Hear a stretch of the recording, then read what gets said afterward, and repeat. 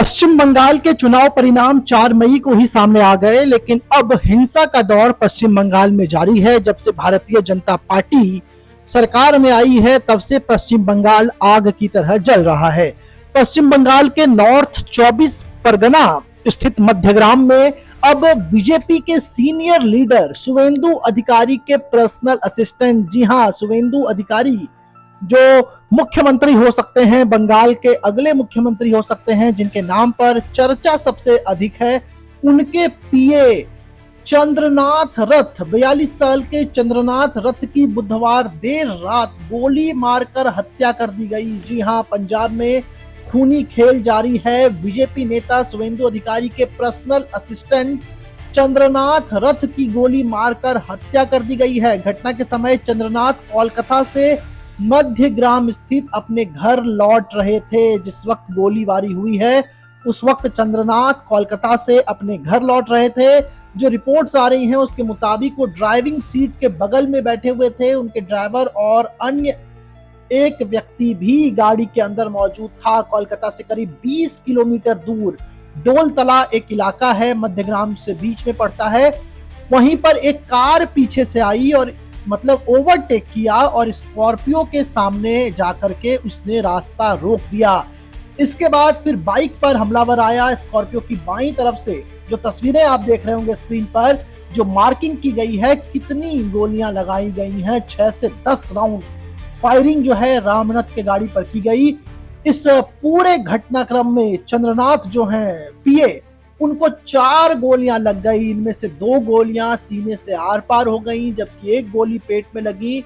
और इस पूरे घटना में उनके ड्राइवर बुद्धदेव बेरा को भी गोली लगी है। घटना के बाद हमलावर कार छोड़कर बाइक से फरार हो गए।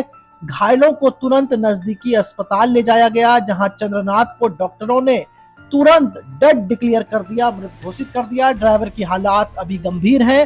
भाजपा ने टीएमसी के ऊपर, यानी कि ममता बनर्जी की जो पार्टी है तृणमूल कांग्रेस, उनके ऊपर इस पूरे घटना को अंजाम देने का आरोप लगाया है। চলে যাওয়ার পরে সন্ত্রাস শেষ করতে যাচ্ছে না তো, ছুরি আমরা পরে রাখিনি, শুধু দল আমাদের বেঁধে রেখেছে। একদম ঠিক, লাল করার জন্য মজবুর করেন না, একদম ঠিক কথা। খুঁজে কাউকে পাওয়া যাবে না, কথা দিয়ে দিলাম। आपको बता दें कि ग्लॉक 47X जो पिस्टल है, हाई रेंज पिस्टल कहा जाता है इसे, इससे फायरिंग की गई। बिना नंबर प्लेट के बाइक सवार आए थे। और जो बड़े अपडेट इसमें सामने आ रहे हैं वो हम आपको बताते हैं कि फोरेंसिक जांच के शुरुआती इनपुट के मुताबिक हमलावरों ने ग्लॉक 47X पिस्टल का इस्तेमाल किया था। ये मॉडर्न हथियार का इस्तेमाल कोई आम अपराधी नहीं कर सकता है। जिस तरह से ये हमला हुआ है उसमें कोई प्रोफेशनल शूटर ही इसे अंजाम दे सकता है। आपको बता दें कि बाइक सवार हेलमेट पहने हुए थे और बाइक पर नंबर प्लेट नहीं थी। बंगाल पुलिस ने मौके से वो कार जब्त कर ली है, जिससे स्कॉर्पियो का रास्ता रोका गया था। हालांकि उस पर जो नंबर प्लेट लगा है, फिलहाल वो नंबर प्लेट फर्जी बताया जा रहा है। चंद्रनाथ पर फायरिंग के करीब 1 घंटे बाद करीब 12:30 बजे के आसपास बसीरहाट जिले में रोहित रॉय नाम के भाजपा कार्यकर्ता के ऊपर भी फायरिंग हो गई। लगातार दूसरा शूट आउट हुआ। उनकी हालत अभी गंभीर है। और बंगाल में 4 मई को चुनावी नतीजे जब से आए हैं, तब से लेकर अभी तक 5 लोगों की हत्या हो चुकी है। इनमें से 3 बीजेपी और 2 टीएमसी के नेता थे या किसी तरह इन पार्टियों से जुड़े हुए थे। अब देखिए, शुवेंदु अधिकारी ने पीए की हत्या को अब प्लान्ड मर्डर बता दिया है। शुवेंदु अधिकारी ने कहा है कि पार्टी कार्यकर्ताओं से मैं शांति बनाए रखने की अपील कर रहा हूं कि भाजपा बंगाल में गुंडों की सफाई का काम अब शुरू करेगी। ये कहना है शुवेंदु अधिकारी का। पूरा बयान सुनिए शुवेंदु अधिकारी क्या कुछ कह रहे हैं। কি ঘটেছে বলুন, ইনসিডেন্ট বলুন, কোন গ্রাম কোথায় হয়েছে বলুন, বলুন স্পেসিফিক বলুন। আবারও বলছি, শান্তি বজায় রাখুন। পাপীদের অপবিত্র পার্টি অফিস, যেখানে পয়সা নেওয়া হতো, যেখানে মদ খাওয়া হতো, জুয়া খেলা হতো, নারী নির্যাতন হতো, শাহজাহানরা পিঠা বানাতো, সেদিকে কেউ তাকাবেন না। আর আইন হাতে তুলে নেওয়ার দরকার নেই। ভারতীয় ন্যায় সংহিতা অনুযায়ী চোর, খুনি, ডাকাত, অত্যাচারীদের আইন অনুযায়ী ব্যবস্থা হবে, দেখতে থাকুন।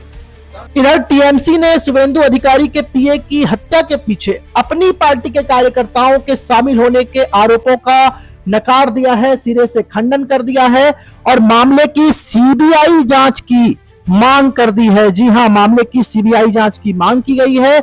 उनका कहना है कि हमारी तरफ से यानी कि टीएमसी का कोई भी व्यक्ति इसमें शामिल नहीं है। देर रात ये हमला हुआ, आप अलग अलग तस्वीरें देख रहे होंगे, आप गाड़ी की वो फोटो देखिए जिस पर हमला हुआ है। 4 गोलियां सीधे मार दी गई। इसके बाद फोरेंसिक टीम वहां पर पहुंची और उन्होंने कई साक्ष्य इकट्ठा किए हैं। अगर हम बात करें शुभेंदु के पीए चंद्रनाथ के बारे में, तो चंद्रनाथ रथ पूर्वी मिदापुर के नंदीग्राम के रहने वाले थे, जिनकी शादी भी अभी तक नहीं हुई थी। 2000 में इन्होंने माध्यमिक परीक्षा पास की। शॉर्ट सर्विस कमीशन के तहत ये आर्मी के जवान भी रह चुके हैं। अब सेना से रिटायर होने के बाद शुभेंदु अधिकारी के निजी स्टाफ यानी कि पर्सनल सेक्रेटरी के रूप में काम कर रहे थे।